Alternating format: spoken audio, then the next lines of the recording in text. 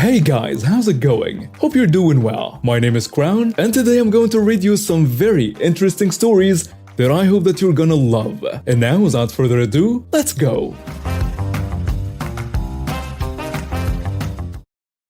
It was a brink of snow season, and like everyone else in town, I was gearing up for it. I booked an appointment to have my tires swapped a month in advance, knowing all too well the rush that hits every tire shop at the first snowflakes threaten. The forecast for Wednesday morning was a picturesque winter postcard, which meant today, Tuesday, was absolute chaos at the tire shop. I arrived managing to park a quarter-mile down the road and trekked up to the store. The line was long, sneaking outside the door, but to my surprise, it moved faster than I expected. Within 15 minutes, I checked my vehicle in. Looking around, I noticed cars parked haphazardly everywhere, some even on the grass. They were clearly slammed. For the next hour, I waited in the packed lobby, occasionally glancing outside. It was a cacophony of impatience and frustration as walking customers who didn't have the foresight to book an appointment berated the employees. Each one seemed more entitled than the last, demanding immediate service as if the world revolves around them. But then she walked in, the epitome of entitlement. Let's call her Karen. Karen had this piercing stare that seemed to cut through the glass window of the shop as she waited in line. And finally her turn came, and the employee explained her two options: book for next Monday or leave her car for service in the order it arrived, which meant an 8-hour wait. Karen exploded. Her voice was a mix of incredulity and rage as she insisted she needed her tires now. She ignored the employee's calm explanations, fixating instead on my Land Rover, which had just been serviced. "Give me the tires from that black SUV," she demanded, pointing at my car. I was flabbergasted. I turned and said, "Hey, that's my vehicle. Those are my tires. Are you suggesting he steals my tires and put them on your car?" Her response was ludicrous. "Tires are tires," she snapped. I couldn't help but laugh. My tires are all-terrain, not snow tires. They won't even fit your car. Just make an appointment like the rest of us. I stood up more in disbelief than anger. Perhaps it was my stance or the absurdity of the situation, but she backed down, whining about needing snow tires, and finally left the shop. I turned to the employee, apologizing for the lost business. He chuckled, mentioning that those who followed Karen out were the same ones causing trouble earlier. He was more relieved than upset. As I left with my vehicle, I overheard someone mention that Karen had left her car in the middle of a busy highway lane right outside. The thought process behind her actions was baffling. Weeks later, I heard through the grapevine that Karen had been arrested for attempting to steal tires from another shop. It seemed her entitlement finally caught up with her. In a small town, news travels fast, and the tire shop Karen incident became a local legend of what not to do when winter comes knocking. My sister and I had our sons around the same time. My nephew turned 7 in October, and my son turned 7 next month. I was 20 when I had my son, and this was a big deal with my sister. She's 10 years older than I am, and really had no expectations when it came to me as a mom. She predicted I would end up single and my son's dad would bail, and that I would give up within the first year. Instead, we are married and we had 2 little girls after our son. We are very different parents. My sister is very strict and regimented as a mom and has a lot of rules and swift, harsh punishments for bad behavior or any subpar behavior. My husband and I will probably fall more into a gentle parenting kind of deal. We teach our kids how to act in public, but we do so in a very different way to my sister and her husband. My nephew can be very challenging and he's an angry little boy. I suspect it's because his parents are often angry and he's picking up on that and building resentment, which has made his behavior worse. Our parents have brought this up to my sister in the past, and she has told them that it's not true and claimed my son behaves far worse despite them saying it's not even close to the truth. Our parents have both boys on Saturday, and my sister and I arrived at the same time to pick them up. Our parents' elderly neighbor approached my sister and told her that she should have a word with her son because of how rude and disrespectful he is to others. My sister told the neighbor that she had the wrong sister and my son was the kid who got in trouble. The neighbor said she knows the boys apart and knows who the mom to each is. She told my sister that my son was very sweet and showed no disrespect the way her son did. My sister was furious. The neighbor told her that thanking someone, my son, for picking something up for her does not warrant being yelled at and cursed at by a small child. Apparently, my nephew got an attitude and told her nobody has to help her because she's old and can't do anything for herself. My sister went off on a neighbor and said her son is so much better behaved and accused her of spreading lies. The neighbor walked away mid-tirade, and then my sister started to turn on me. And instead of letting her, I said she needs to stop being so bitter and examine her parenting instead of going off on people who complain about her son's behavior. I told her I would not let her take it out on me, that she was wrong about me as a mom, and that I feel like a lot of her anger comes down to that. But she hates that I don't get the same comments. She tried to yell at me, but I just got my son off our parents and I left. My parents asked me what happened and I told them. They said I did nothing wrong, but my sister and her husband are both now coming for me for what I said, and they told me it wasn't my place to say all that disrespectful stuff. ETA, my parents are supportive, and it was my sister and her husband who told me it wasn't my place. I realize now I did not make that super clear in the end.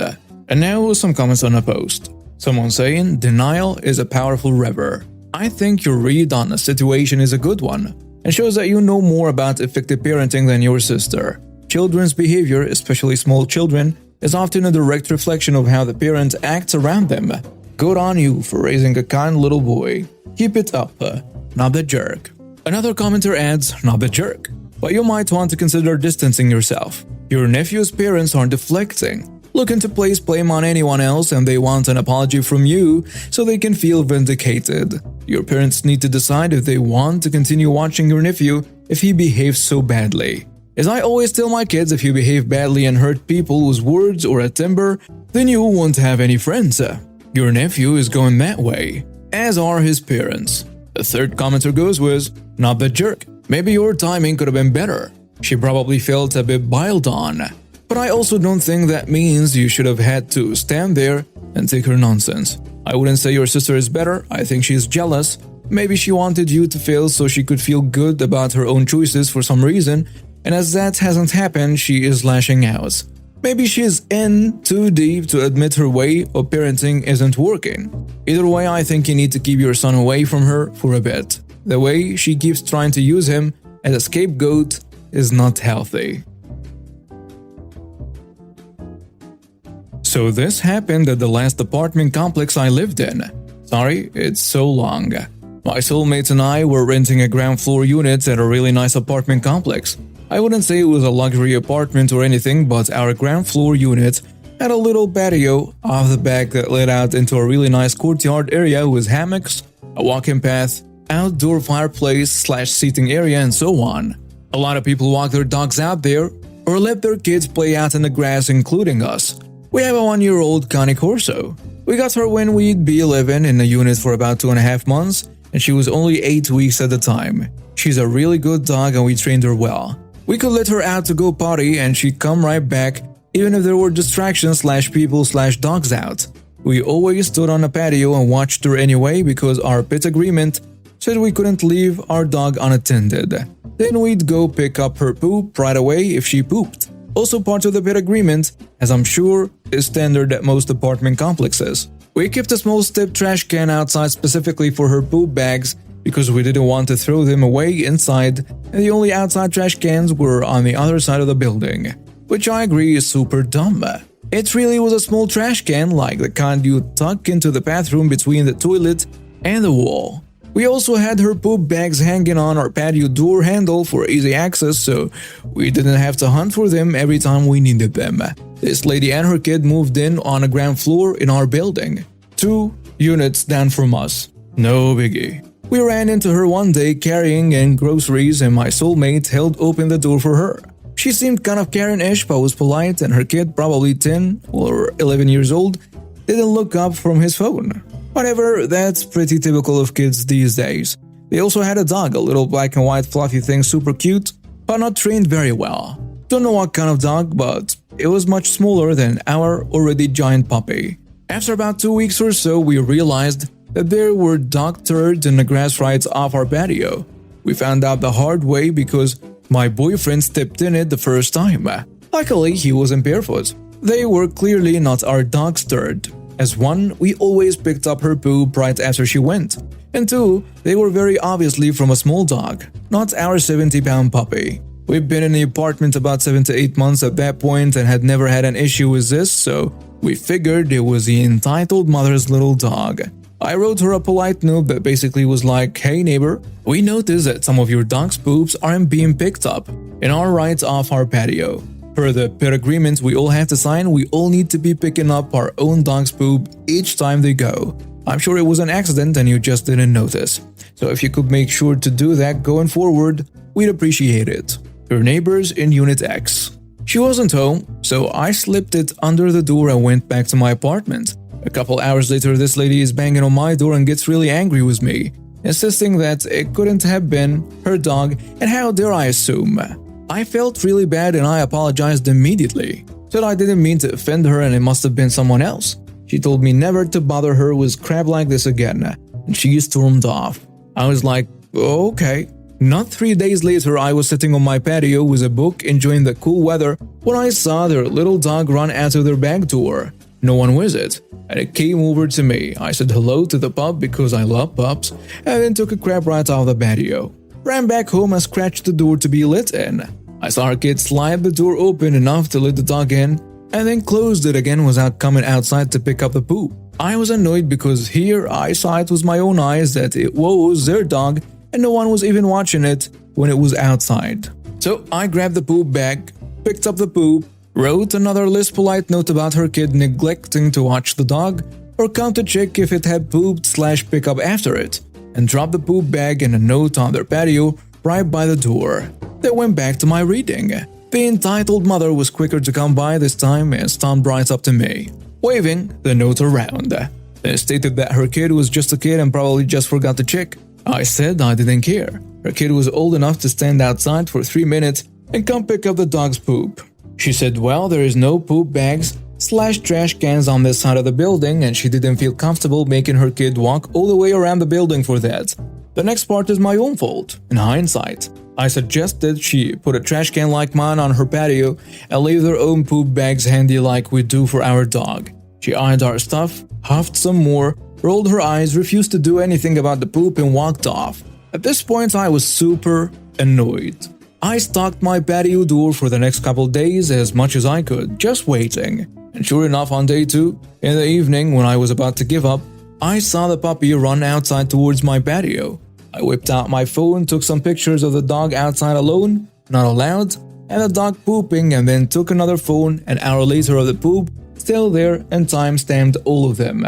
Then I sent an email to the apartment office people who were always pretty nice, and they responded quickly. They would give her a warning about it. And sure enough, this lady comes back again to get mad and yell at me about how petty I was to report them to the office, and now they had a $150 fine for not picking up their dog poop. It's worth noting that these fines were rare. Poop prints were not used at this complex. In order for the office to find someone for dog poop, they had to have proof it was that specific tenant's dog poop, and that it wasn't picked up. Hence, the photos are taken and time-stamped. I told her that I had tried to be nice about it with her twice before, and it was her own fault at that point for not abiding by the terms of the pet agreement we all had to sign. Everyone who had a dog at least. She went off about how she's a single mom and she works during the day and her precious baby can be expected to pick up after their dog. I told her that a 10/11-year-old was plenty old enough to pick up after a dog, and that if they weren't responsible enough, then maybe the kid shouldn't be letting the dog out at all and she should be the one to do it, or maybe whoever is home with him should be looking after it. She got angry, told me I had no idea how to be a single mom, that her mom stays with him during the day and shouldn't be expected to look after her kid and her dog, and she stomped off again. I expected to hear more about it, but I didn't. The ironic part is, I am a single mom. My kid isn't my soulmate, and I raised him alone for 2.5 years before I met my soulmate. So yes, I do know how hard it is, and I live 1,000 miles from my closest family, so I never even had the luxury of being able to have my mom watch my kid. Over the next couple of weeks, we didn't find any more dog turds off our patio. But we did notice our poop bags were depleting and our trash can filling up way more quickly than usual. I had my suspicions and wanted to test it. We had recently bought some small security cameras inside of our apartment for different reasons, and I had my boyfriend set one up outside on the patio. We faced it where it could see our door and trash can, but didn't point to the rest of the courtyard or other people's units. We respected privacy around here. Sure enough, the same evening my boyfriend set it up, I saw the kid walk onto our patio, take a poop bag, walk out of frame, and then come back to throw it in our trash can. Okay, now I'm pissed, but also not trying to fight this lady or her kid. So I moved the poop bags to the inside door handle. It's a glass door so you can still see them, but we always lock our sliding door. Next morning, I hear someone knocking on the back patio door and I go to see her kid standing there looking annoyed. I didn't open the door, I just spoke loudly enough to ask what he needed. He demanded the poop bag for his dog's poop. I said I'm sorry, but these are our poop bags for our dog and they weren't free for anyone else to use. The apartment provides poop bags in a dispenser near the trash can on the other side of the building. The kid started demanding a poop bag, saying his mom told him he could use ours, slapping his hands on the glass a few times. Trying to scare me? Yes, I am so terrified of a 10-year-old boy. And finally screaming at me that he's telling his mother on me. I said fine, go ahead. I'll tell her the same thing. Sure enough, a few minutes later his mom is standing on my patio also demanding a poop bag for her dog's poop. I denied her a bag and asked her to please step off my patio as she was making me feel unsafe and uncomfortable. My soulmate wasn't home. She told me I was a bratty child, I'm 24 by the way, and she demanded that I let her use my poop bags as I had already told her she could before. I said no, I told you to get some yourself and do what I do. Keep them close by and put your own trash can on your own patio. Not use the bags I buy with my own money for my own dog and then fill up my tiny trash can with your dog's poop. I pointed out she could use a plastic shopping bag if she didn't want to buy her own poop bags, or she could use the bags the complex provided on the other side of the building. She kept going off on me and I finally told her if she didn't leave my patio, I'd call the police, as she was harassing me. The apartment office was closed on Sundays, and of course it was Sunday. She acted like she was going to call my bluff, but then my boyfriend got home and walked up behind me to ask what was going on. She ended up dragging her kid away, again leaving the poop in the grass off my patio. So once she was gone, I took another time-stamped picture of the dog poop, downloaded the footage from my security camera of her kid stealing my poop bags and throwing them in my trash can, and the footage from them that morning yelling at me and demanding my bags and my denying them, and emailed all of it to the apartment management. I told them that she made me feel unsafe and uncomfortable in my own home. She and her child felt entitled to come onto my patio and take my belongings. I also went outside, picked up her dog's poop, looked in the trash can on my patio, and pulled out the bags with her dog's poop. They were significantly smaller than my dog's poops, as I'm sure any dog owner could tell the difference in poops of a 12-pound dog versus a 70-pound dog. I went and opened all the bags and dumped the poop straight on her patio right outside the door. On Monday, I heard back from the office lady who said she would take care of it. By Friday, there was a moving truck and a lady and her kid were moving out. Pretty sure they were evicted, or at the very least urged to move before a formal eviction process was initiated. After talking to some of our other much friendlier neighbors, it turns out we weren't the only ones who had been complaining about her. They had only lived in the complex for like 2 to 3 months before they made so many enemies they were kicked out. Sometimes I think I should feel bad for playing a part in them getting evicted, but honestly, I can't bring myself to feel guilty about it. Not my fault she was a lazy entitled witch who couldn't even be bothered to get a shopping bag to pick up her dog's crap. I never heard from her about the turds I dropped on her patio, but I like to think she stepped in them, was out looking, and knew better than to come witch to me about it. Also, I am sure they were given more than a week to vacate, as those are the tenancy laws here. But she packed up and left like a bat out of hell. Guess she didn't want to stay somewhere she was clearly seen as an enemy. And now we have reached the end of today's stories. Thank you for watching and see you next time.